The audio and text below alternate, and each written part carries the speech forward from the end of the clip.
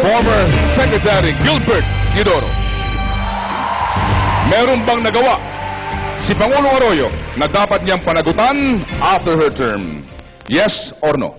Ted, sa katayuan ko, hindi naman siguro tama sumagot ako ng oo o hindi.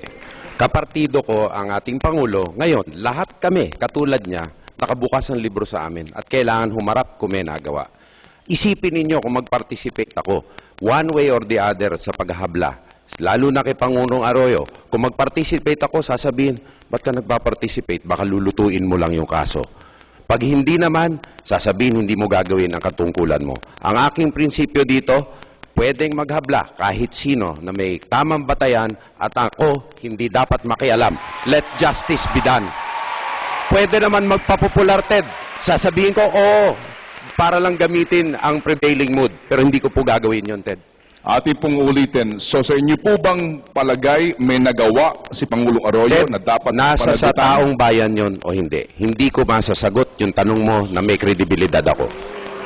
Maliwanag ho ba ang sagot?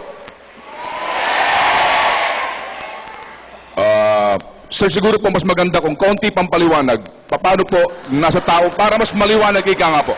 Para masatisfy po ang ating mga Green Archers. Hindi, kung sabihin ko, yes, it's using something which is popular, using your emotions for a party mate and for a person I served with as cabinet member.